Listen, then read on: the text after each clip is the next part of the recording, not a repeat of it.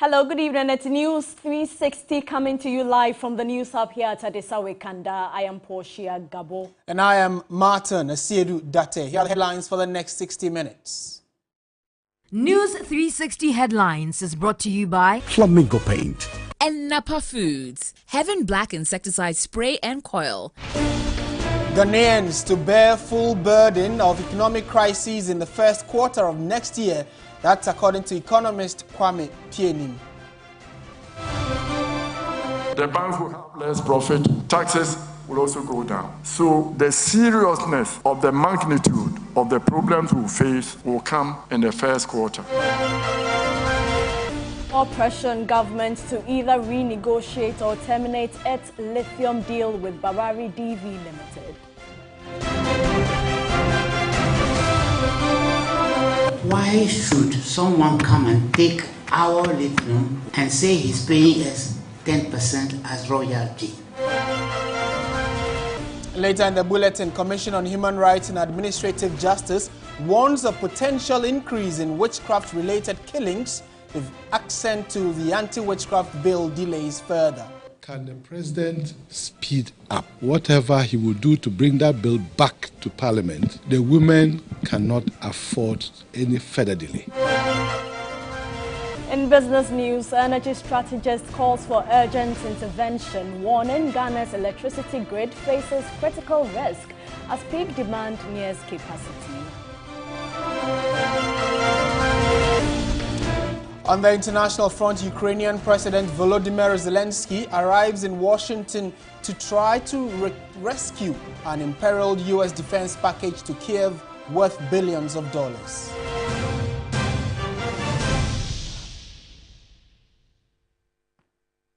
We have details of all these stories and more. Be part of the show. We'll be happy to hear what your thoughts are on the many stories we have for you tonight. The news now in detail, and TV signals to your homes and offices will be cut from next year because broadcasters have failed to pay for the use of digital terrestrial television DTT platform. The Communications Minister, Esla Owusu-Ekufo, who gave the warning, says government cannot bear the cost of operating the platform despite multiple notices to media houses. Tamale South MP Haruna Idrisu early this month asked the Speaker to hold the Minister to Parliament to answer questions on the whole Vodafone deal. On Monday, the Minister with full emphasis stated government's position. Mr. Speaker, the government of Ghana has no plans of selling its 30% shareholding in Ghana Telecommunications Company Limited. Vodafone Ghana, which holds 70%, has transferred its stake to the Telecel Group in February 2023. Under the shareholders' agreement, the consent of the minority shareholder is not required for Vodafone Ghana to transfer or to sell its shareholding in Ghana Telecommunications Company Limited. Consent is not required under the terms of the shareholders' agreement. Still, on the communications sector, government is seeking to pull the plugs on the digital terrestrial television channel. But Ningo Prampram MP, son George, sought clarity on if the Ghana Independent Broadcasters Association have been engaged far enough. The minister said the time has come. They have constituent members who are broadcasters on the DTT platform, but none of them have paid a peswa to date for being hosted on the platform. So it is not correct to state that any entity being hosted on the platform has paid for being hosted on it. They have not. There is actually matters pending in court because they have been notified. Others are adamant that government should continue to pay. But my answer is clear. The government says it cannot continue to pay for it. So if they do not pay for it, unfortunately, we may find ourselves in the situation where we cannot receive TV broadcast signals because the platform will be shut down for non-payment of the operational expenses that it incurs. Let's speak to Cecil Sonkwa-Mills. He's the president of the Ghana Independent Broadcasters Association and joins us for a conversation. Cecil, thank you so much for your time. First of all, is it true that your members are using the DTT platform without paying for it, as alleged by the minister? Good evening to your viewers. It's a bit simplistic to say it in that way, but all the stations, some are members, including the public broadcaster, are all using the DTT platform. And yes, payment has not happened because the payment scheme has not happened as per policy. So as I guess what Sam George had said earlier, a lot has happened, and it hasn't brought us to the point where legal payment has been issued. What was the terms of arrangement? Well, so GIBA has been a principal stakeholder, in fact, way before even the platform was launched, in terms of coming up with the whole structure and plan for the DTT platform. And we have been in this till a couple of years ago, when we have not had the opportunity to further engage. But what has happened is that I think there was a press release last year before we actually proceeded to court with both the ministry and the third party the third party company that is managing the platform.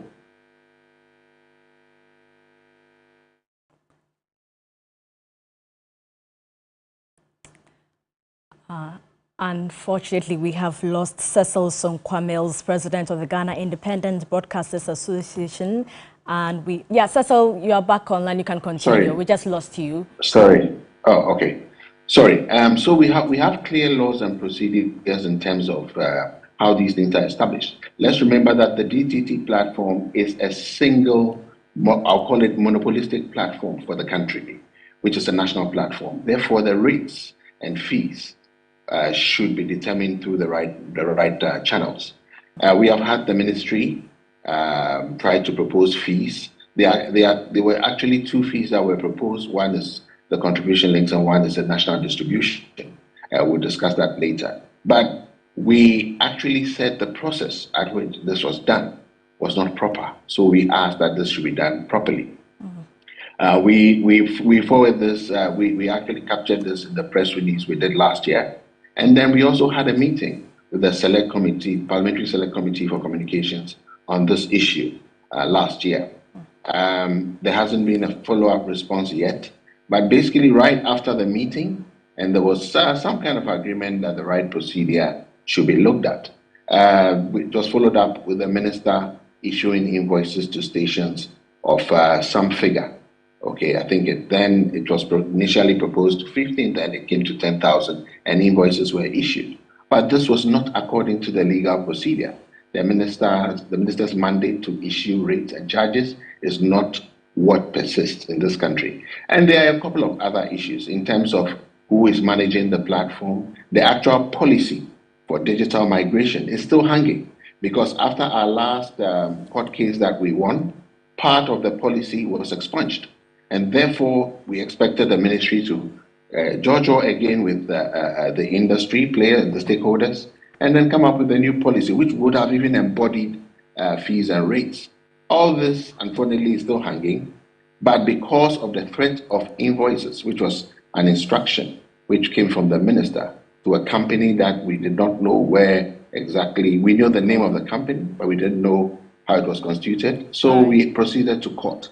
So as I speak now, we are in court, and we're waiting for a clarification from the court exactly if what is happening is the legal thing to happen. Cecil, thank you so much for your time. And Cecil Sonkwa-Mills is president of the Ghana Independent Broadcasters Association. All right, so let's go on to some other stories now. Renowned economist Kwame Pienim says Ghanaians will bear the full burden of the country's economic crisis in the first quarter of next year. At an annual leadership lecture series at the University of Professional Studies, Accra, he predicted that the banking sector would be severely impacted. Ghana is currently under its 18th IMF program since independence. The country is waiting with bated breath for the approval of the board of the IMF in order to access the second tranche of $600 million under the program. Currently, the country is negotiating with its external creditors for debt restructuring. Speaking on reimagining Ghana's development trajectory for the next 33 years towards its 100th independence anniversary, economist Kwame Pienim bemoaned the inconsistency with the growth trajectory of the economy and predicted hard times in the first quarter of next year. Our banks are in trouble. They have to make up additional capital. Ghana Commercial Bank looking for additional capital to make up the minimum capital adequacy ratios. By the first quarter of next year, we'll find out that the banks are laying off people. The banks will have less profit. Taxes will also go down. So the seriousness of the magnitude of the problems we face will come in the first quarter. And this is why it is important that all of us decide we need to change course. He also singled out the election of district chief executives as one of the policy initiatives that will ensure real development across the country. An elected district chief executive, repackaged, will make sure we have 265 centers of initiative for development. Not all of us sitting under the Jubilee House tree, waiting for manna to fall. Only one center thinking for us. UPSA awarded him for his contribution towards national development. The thoughts of an elderly statesman on the development trajectory for the next 33 years, culminating in Ghana's centenary celebrations. Duke Bento Poku, TV3 News, UPSA, Accra. Right, so staying on this subject, we've been joined by Professor Godfrey Bokme, who is a professor of finance and economic. He's joined us for a quick chat on this. Prof, good evening. Thank you for your time. Good evening to our cherished listeners and viewers. Yeah. Right. The respected economist Kwame Pienim, says that the first quarter of next year will be tough, and actually was making specific reference to the banking sector, saying that they are going to even bear most of the brunt. They'll be laying off staff. From what you said as a co-economist, are you getting the same analysis? Well, I think generally the consensus has been that we have not turned the corner yet. We are not out of the woods yet. There's still a lot that we have to do as a country. If you recall, when COVID came 2020, towards the end, the discussion was whether the economic recovery was going to follow a V shape or a U shape. While government was very, very optimistic that we can easily bounce back, the considered view had been that this recovery could be very long, and it could be painful, and it could be costly. And I think that is what is playing out. The reality is that when you aid economic disruptions, like the way we have brought on ourselves, you cannot just jumpstart the economy like that, right? Having like a V-shaped recovery to just pick up suddenly. We've seen other countries that have done quite better compared to Ghana after 2020. In fact, you can look at the neighboring countries like Cote d'Ivoire. You can look at Rwanda. You can even look at Kenya. Okay, after 2020, if you look at the rate of progress, including Ethiopia, in terms of economic growth, is far better than that of Ghana. So, and it's simply because Ghana had gone so low, and also because the 2020 was an election year, we monetized the virus in the name of election, and therefore it has affected our ability to recover quite speedily. And therefore, and the reality also is that once you create an economic disruption like we have here, you just can't bottom out suddenly. It will take a while, and it could be very painful. So I believe that generally we will say that, and also bear in mind that the limited or the relative stability that we have seen under the IMF supported program, there are significant headwinds or risks ahead. And especially when it comes to concluding the external debt restructuring, especially getting the agreement from the official creditor committee, which the IMF is waiting for the approval of the first review in order for us to get the $600 million. If you don't make that progress, then yes, towards the end of the year and especially first quarter of next year, it could really be serious for us. And if we are not careful, we could reverse the limited gains that we have made. But for now, we are just hopeful that we'll be able to scale the wall and then get the IMF $600 million. We also expect some $300 million from the World Bank, and then also some relief from the external debt restructuring, something in excess of $2 billion this year. If we're able to conclude a syndicated cocoa loan, all of that will provide some level of cushion for the currency. And then, but in terms of real economic recovery, broad-based and inclusive, we have a long way to go. Prof, finally and briefly, I hear you say that we have not turned the corner yet, but that is at variance to what the finance minister and government is saying, that we have turned the corner and the economy is getting better. At least we have a stable inflation for the last few months. The CD-dollar ratio seems to have also stabilized somewhat. These are signals of a positive economy going into next year. So how come you're seeing it otherwise? No, I think that I don't think that we have turned the corner. I mean, the data doesn't support that conclusively.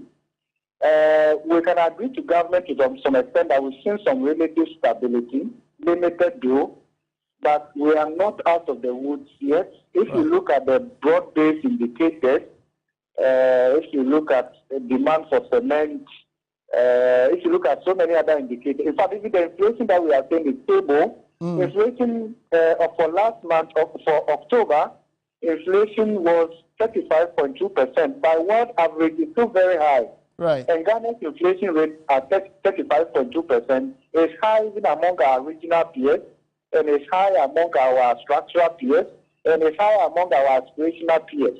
Even if you look at the inflation, and you look at food inflation is 44%. Okay. That is the average. But if you look at the regional distribution, food inflation in the Eastern region is 65.3%. Right. East region is more than 60%. So just imagine that from October last year to October this year, food prices have gone up by more than 65% in some regions of this country. Prof. You cannot look at that data and say we have turned the corner. Okay. I'm very sorry. Thank you so much, Professor Godfred Bopping, Professor of Finance, and he's also an economist and a lecturer at the University of Ghana Business School. In more news tonight, there's more pressure on government to either renegotiate or terminate its lithium deal with Barari DV Limited. The Christian Council, Office of the National Chief Imam, and a member of the Council of State are the latest to kick against the deal, urging Parliament not to ratify it. Speaking at a round table at the behest of the IEA, interest groups demanded scrutiny from Parliament over the arrangements. So Ghana has signed a 15-year lease agreement with BV Barari Mining Company for the exploitation of lithium in the country. According to the Ministry of Lands and Natural Resources, Ghana has a 30% participation with 10% royalties, which, according to the ministry, is a novelty. But the roundtable here at the Institute of Economic Affairs says the deal is not in the interest of Ghanaians.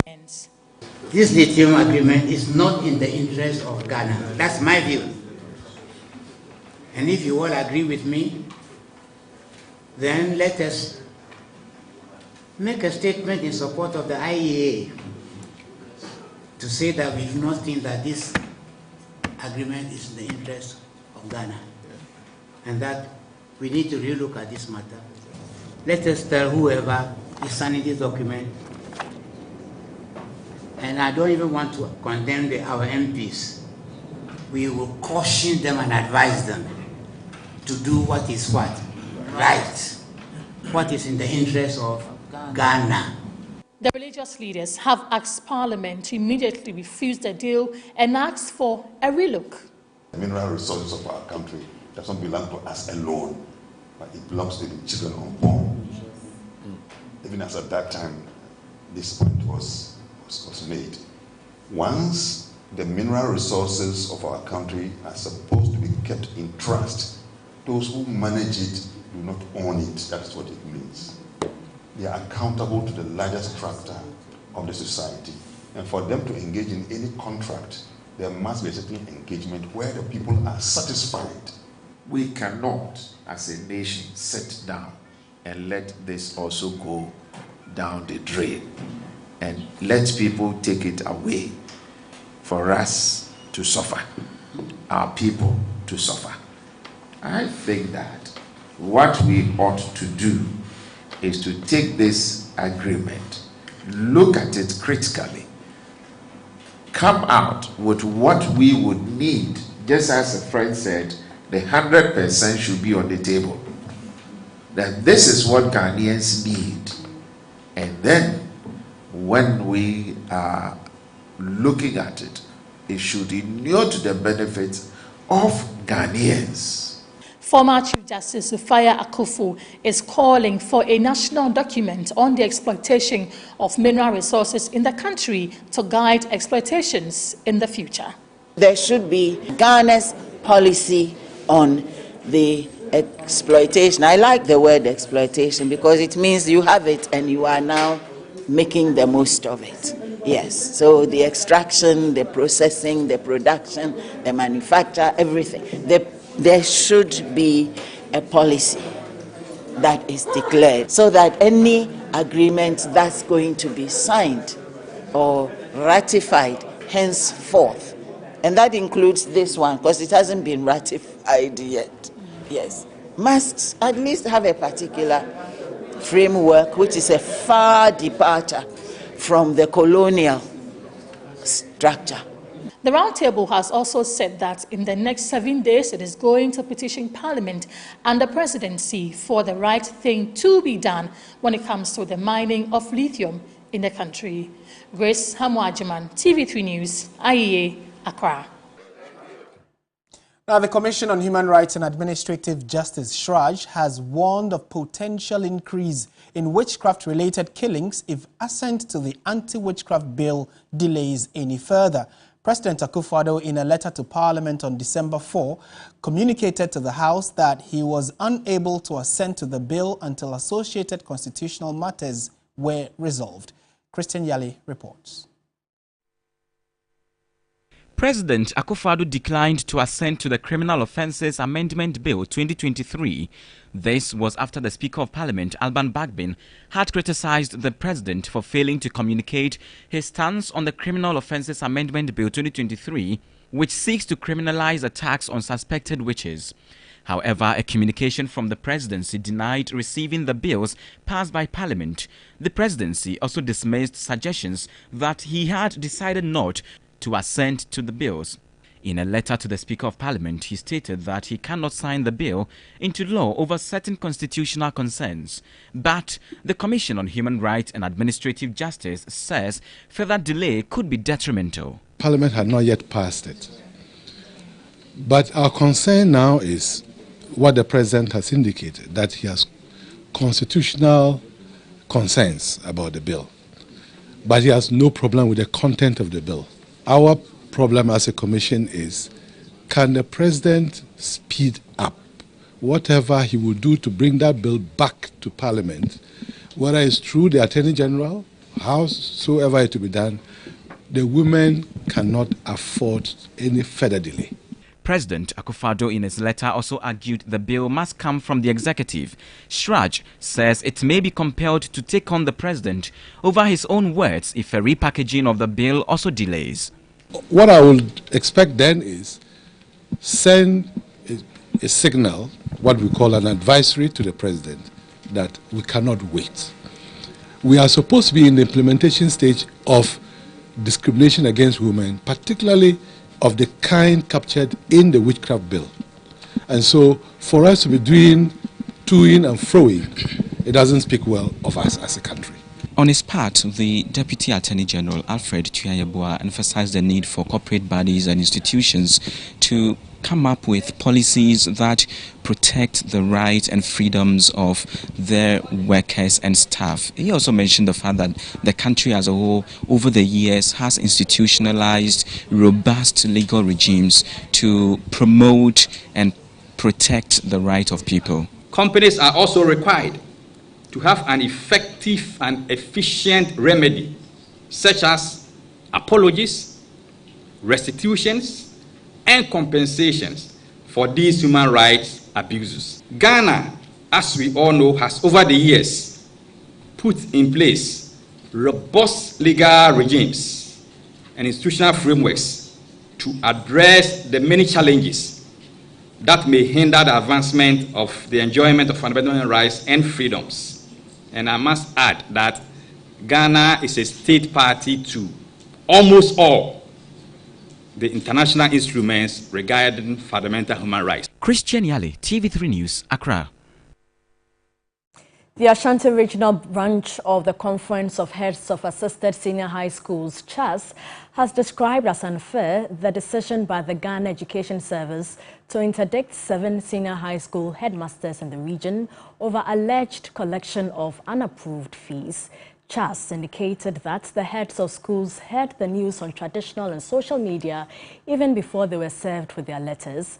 This act, according to CHAS, was unjust. Regional Chairman Zakaria Suleiman Yeboah spoke to the media when he led all 7 headmasters to the Regional Education Directorate on Monday. They have all not received any letter to that effect. They heard the news on the social media. As CHAS Ashanti, we are not happy about it. We believe that at least if somebody's image is damaged, as they are here, they've been crying because they are receiving calls from across the globe asking what has happened and so many issues. But the issue is that if after the investigations it proved that they are right, what will you do to bring back the image lost? That is our problem, because it is not easy to get your image back after being chastised, after being insulted, after being humiliated throughout the entire world. So we believe that at least there must be an avenue where we can all sit and then find out the issues that came about, and as a result there is an understanding that yes, I instructed that they did this or they should do that. These are the things that we were expecting from our bosses. That didn't happen.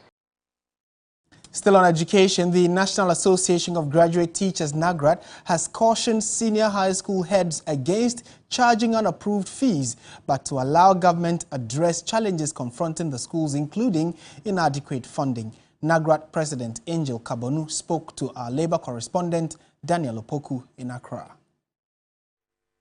11 senior high school heads have been interdicted by the Ghana Education Service for charging illegal fees. For me, if I'm a headmaster, now, I go to school and I work to the rules. I go to school and I work with what is available. If during examination time there are no examination papers, I'll write to my regional director with copies to whichever office, when I'll be waiting. When they bring it, we'll write the exams. And that is what every headmaster or every headmistress should do. I will not take phone and call any parent, because when I call a parent, I'm soliciting for the parent to provide for us, which flies in the face of the rules. Play according to the rules, work with what is provided. If food is inadequate, right. If there's no money for detergent, wait. Any parent who cannot come and take your child and go home. Work according to the resources that are available. Ghana's political system is dominated by established parties, which does not favor independent candidates. But an independent presidential aspirant, Dr. Samankwa, believes he can break the trend in the 2024 general elections. The country's multi-party system is currently dominated by the New Patriotic Party and the National Democratic Congress, who frequently secure significant majority seats in national elections and the presidency. Despite his commitment to breaking away from traditional politics, Dr. Samankra faces a challenging campaign as an independent presidential aspirant in the 2024 general elections. It's a burning desire for change. I just could not sit on the fence where we're transferring from one mediocre government to the other. With all this coupled with what I feel I have to offer, inspired me with a passion to put myself on the altar of sacrifice and basically present myself to Ghanaians, present alternative policies that can transform this country, totally different from what is being done now. The party's strong influence, the winner-takes-all electoral system, and limited resources pose significant challenges to his electoral success. He's only an insane person that keeps doing the same old stuff over and over again and expecting different results. This style of government, this style of elected leaders would not solve our problem.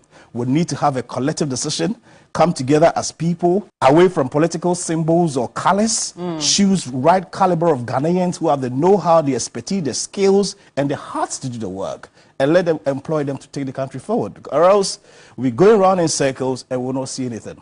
The economist and investment banker, who is new to the voting population, believes the electorate will support his policies and ideology. Ghanaians are going to see the kind of skills, the kind of materials we're presenting to them. And as far as the grassroots are concerned, I started making rounds for the last 8 years. So we'll go over the line, and I can assure you we're going to march the main parties boot for boot, arm for arm, leg for leg, to make sure that at least there's an alternative on the table. The leader of the Alternative Force for Action movement and development economist is optimistic about his chances in December 2024. So the Christmas season is upon us, and Jandel Limited has launched this year's Light Up the City project in Accra to celebrate Christmas. The project is intended to transform major streets with beautiful, glittering lights to create a memorable festive experience.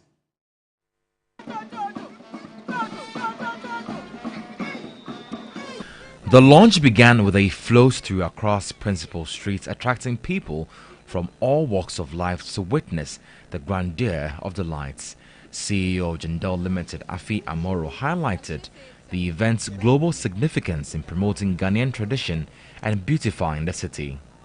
You don't have to buy anything, just watch people and enjoy in the pomp and pageantry that comes along with it. I have been inspired by things that we've seen all over the world, and we are trying to replicate it here, but with a Ghanaian context.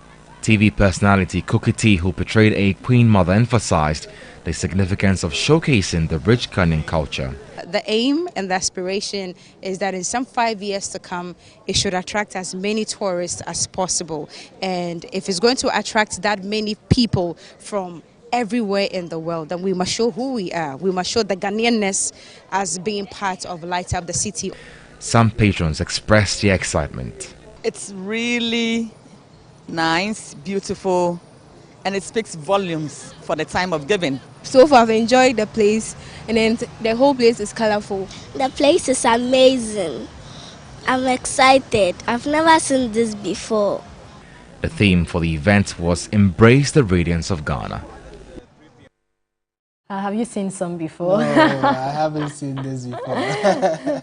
You're still watching News 360 on TV3. Stay with us. When we return, we'll bring you many stories, including the fact that victims of the French line fire in Kumasi begin rebuilding, contrary to directives by city authorities for them to hold on until investigations on the incident are concluded. Stay with us. Details in a jiffy.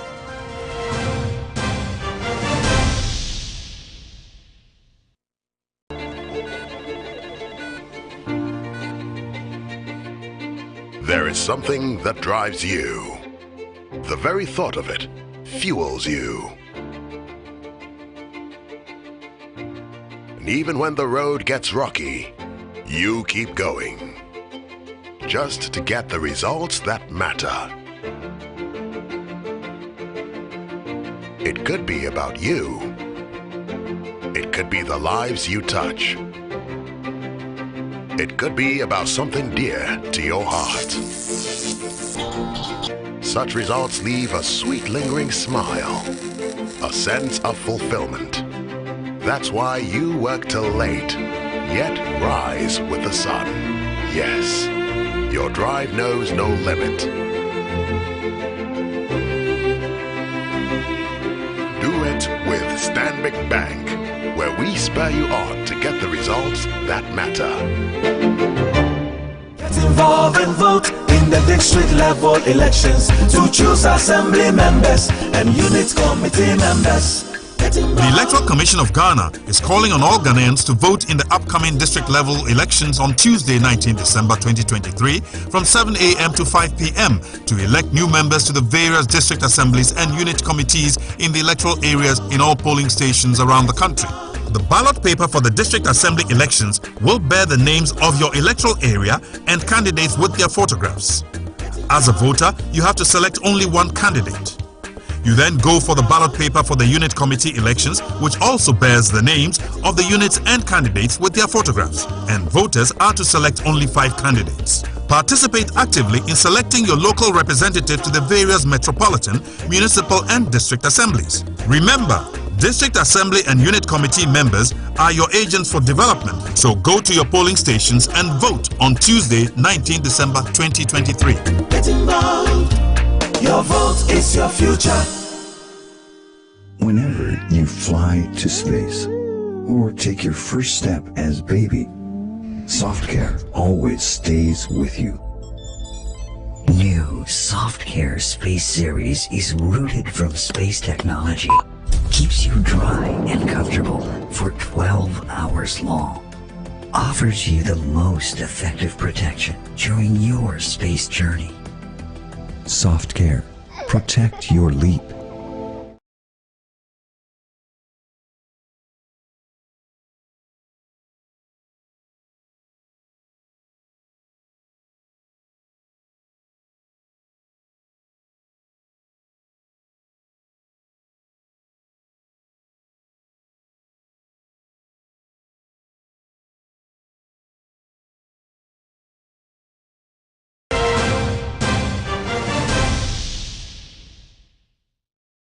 Let's go to the Ashanti region, where victims of the French line fire in Kumasi have begun rebuilding, contrary to directives by city authorities for them to hold on until investigations on the accident are concluded. The affected traders say they need to return to business immediately to enable them pay off their loans. Ibrahim Abubakar reports. Less than 24 hours after fire swept through more than 100 shops here at French Line, some victims have started re-erecting the burnt structures. For them, life must return to normalcy, regardless of the huge losses they've incurred. All of us are eager to start our work. As you know, we are heading towards the Christmas, so we need to start our business. That's why you see people are doing the rebuilding. Anytime there was a disaster, we have to do our own rebuilding. There is no any assistance whatsoever that is coming from the authorities. So definitely, we have to do our own rebuilding. That's why we started it. Some affected traders scavenged through the debris to see whether they may be lucky enough to recover some of their items, including money. For many here, they are thinking of how to return to business after losing almost everything. The damage is unquantifiable, and most of the traders are seeking a helping hand to bounce back to business. I'm a phone repeller. At the same time, I'm selling screens and both screen guide. So I've lost everything. Including my money. We are waiting for the authority to come to our aid and help us because we don't know what to do. Because a lot of us here, we are working with a loan. Some have collected money from bank and they are doing their businesses. And today this is a sad news that we are in. So we are appealing for authority to come to our aid and help us. Investigations to establish the exact cause of the fire has commenced by the Ghana National Fire Service, but preliminary reports point to electrical faults. Ibrahim Abubakar, TV3 News, French line, Kumasi. The business segment is brought to you by MTN, Pepsodent Charcoal and Pepsodent Herbal.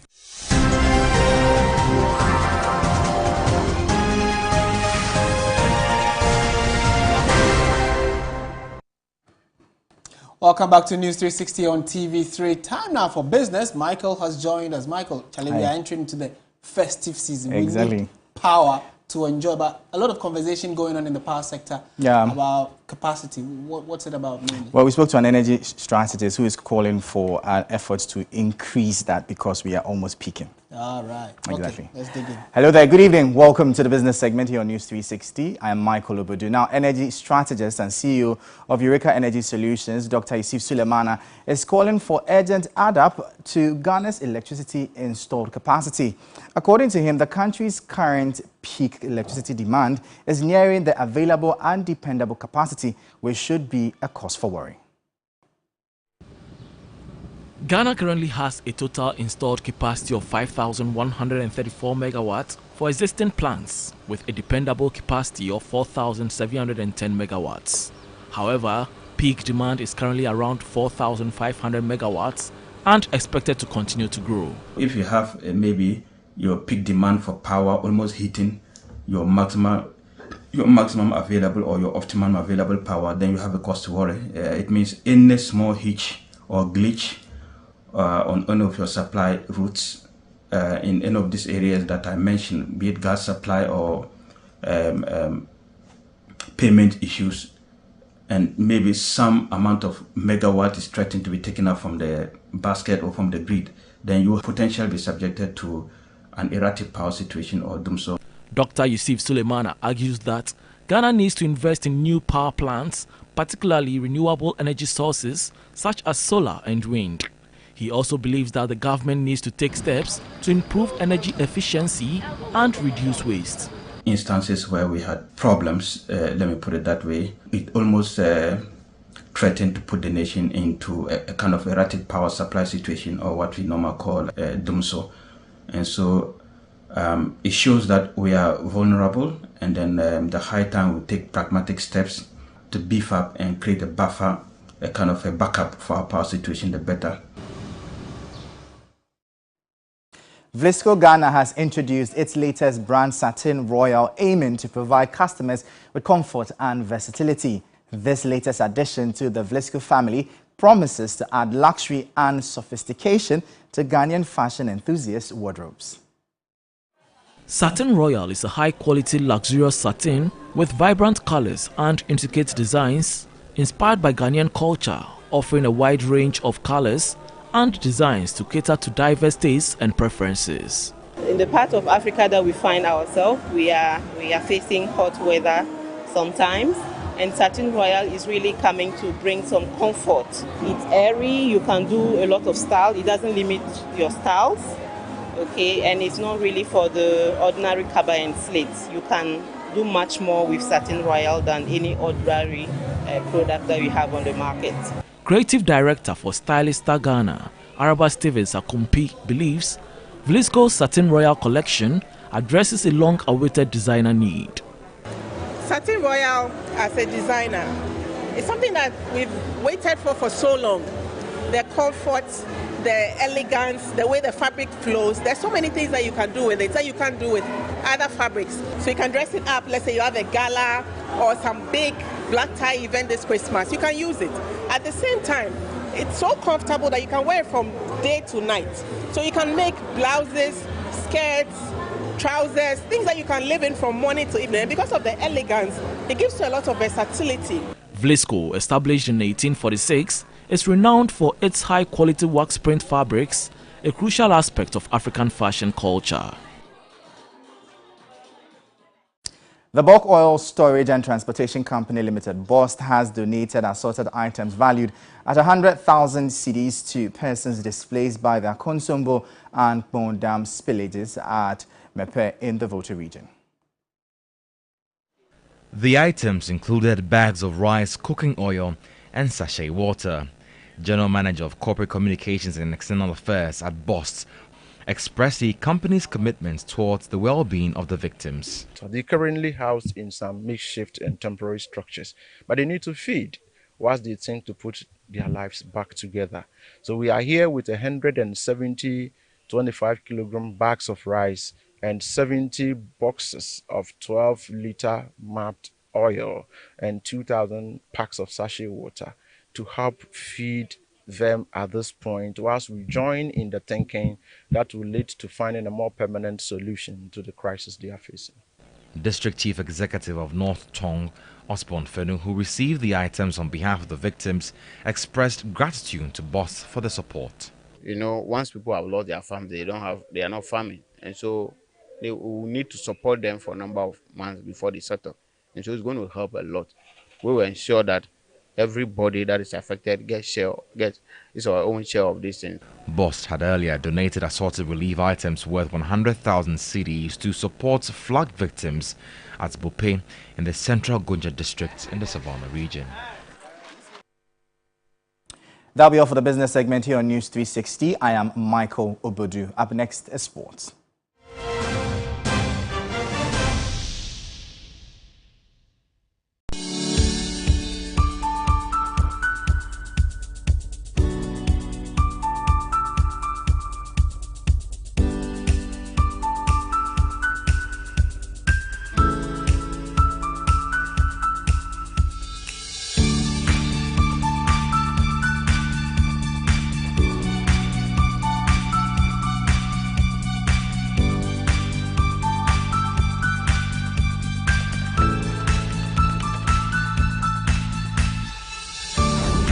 Doing never stops until the job is done. Turn your home and business into an internet highway and experience the revolution of working and playing without limits. Visit broadband.mtn.com.gh to sign up for MTN Fiber for home and business today. Dear people, don't let sore throat and cough ruin your voice and your day. Put an end to them with Shautu lozenges. Shautu lozenges contains 5 natural active ingredients. Think natural. Think Shautu.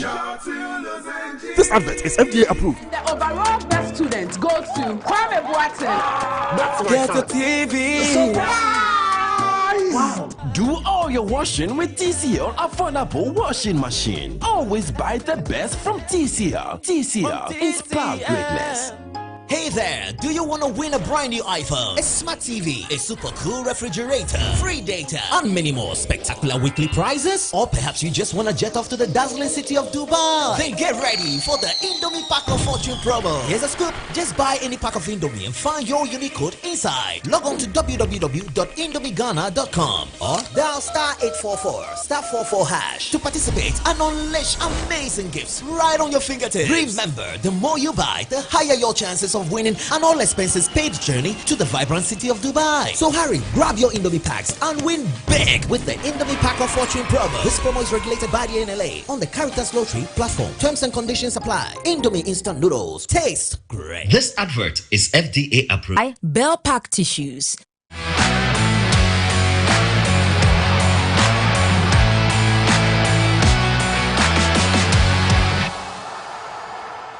Welcome back to News 360. Time now for sports. And I'm here. And Ellie said you're for sports. All right, Thierry Nyan is with us. We know the Yeah. CAF Awards is currently ongoing. Yeah, it's ongoing, yeah. Yes, A so- few of them have picked their awards already. But what you're waiting for is the best men's player. Men's Player of the Year. Who Of are the you year. tipping for? Osimhen, Victor Osimhen. I think he's done yeah. fabulous work over the year. Salah, all right, but yeah, Nah, Osimhen. Anyway, so let's get into the details. And my name is Thierry Nyan and talk about the CAF Awards. Moroccan goalkeeper Yassine Bounou has been named Men's Goalkeeper of the Year at the ongoing CAF Awards in Morocco. Bounou was instrumental in Morocco's historic run in the 2022 World Cup, where they finished 4th, becoming the first ever African team to do so. His country was also adjudged the National Team of the Year. Fans still await the winner of the Men's and Women's Player of the Year awards, the biggest accolades on the night.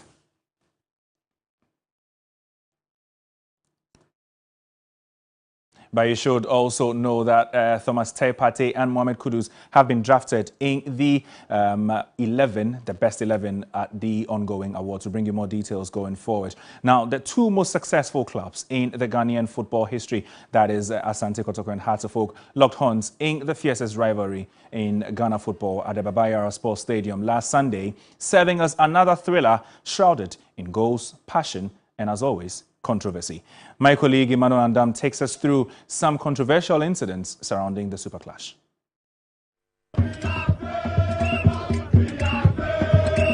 2 hours to the game, the atmosphere in Kumasi was already buzzing. Tempers could be felt between both sets of fans as they began to make their way to the stadium. Confusion began at the gate when Hearts of Oak supporters denied the bus of Asante Kotoko from entering the stadium before theirs, claiming that they were the home side. It was a small reminder for the players that this fixture was not an ordinary one, and eventually the Phobians were allowed to enter the stadium before the Porcupines. More confusion followed inside the stadium as a Kotoko fan was denied access to the dressing room for having a banana in his possession. Some representatives from Hearts of Oak believed it was a form of voodoo to give the Porcupines an advantage. Confusion erupted once again as some Hearts of Oak players warmed up at Kotoko's warm-up session. It was a sight which didn't go down well with the Kotoko faithful. It wouldn't be controversial enough without some bad officiating taking center stage as Stephen Mukwala's goal for Asante Kotoko, which was apparently offside, stood and put the Porcupine Warriors ahead.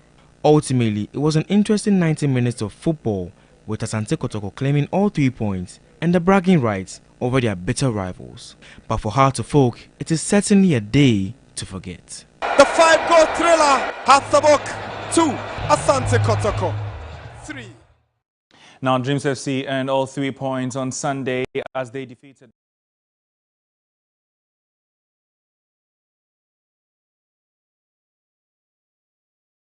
Dreams were in unfamiliar Angolan territory, searching for any form of result against Academica, a few weeks after losing their first away trip in the competition.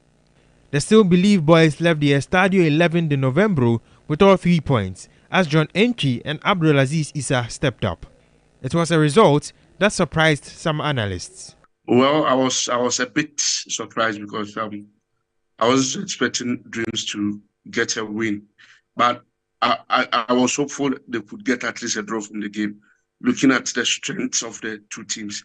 I think they've done remarkably well to get all the 3 points. Karim Zito's side is now third in Group C with 6 points and are 3 games away from potentially reaching the quarterfinals. But qualification is not straightforward. If Academica are the shipping boys of the group, all the teams are taking their maximum points, or they are taking 6 points from Academica. So the matches between these 3 clubs is going to determine who will qualify. Unless Dreams are able to get a draw in Nigeria against Rivers, they will still have to beat Club African in Kumasi before they can qualify. If they fail to get even a point against Club African at home, then they will be out of the competition. But I think it is highly possible that they can qualify from this group. On that note, to bring an end to the sports here on News 360 with me, Thierry. I'll bring you some more sports later at 9 p.m. On Sports Station. So keep watching TV3. The news continues.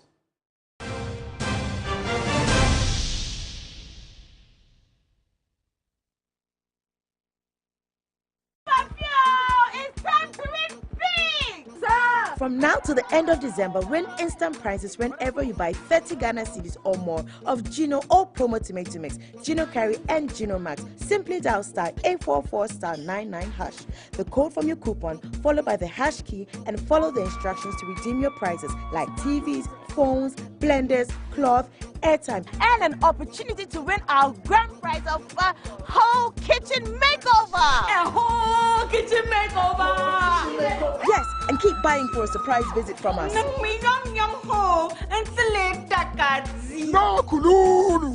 buy, scratch, and win. And it's simple. This advert is FDA approved. Dear people, don't let sore throat and cough ruin your voice and your day. Put an end to them with Shautu lozenges. Shautu lozenges contains 5 natural active ingredients. Think natural, Think Shoutu. This advert is FDA approved.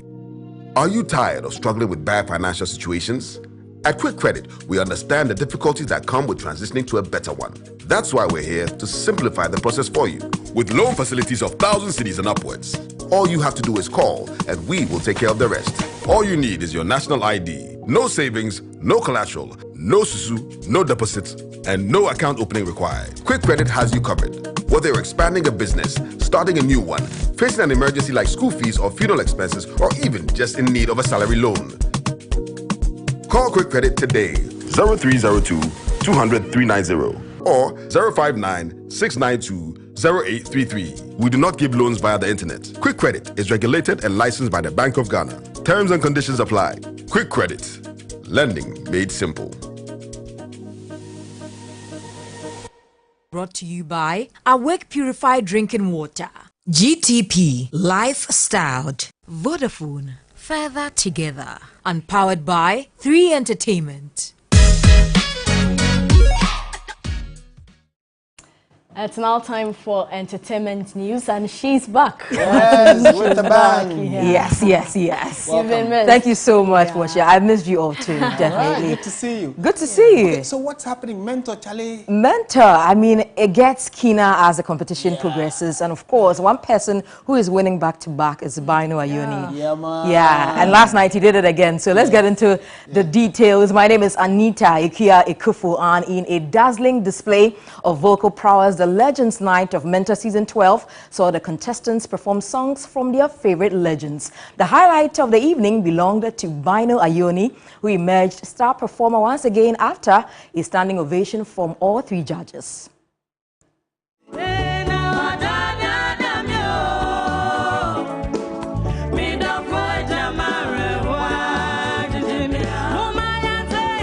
Dubbed Legends Night, the quarterfinals episode of Mentor 12 was a mesmerizing showcase of talent. The contestants captivated the audience and judges with tunes ranging from high life to reggae and so much more.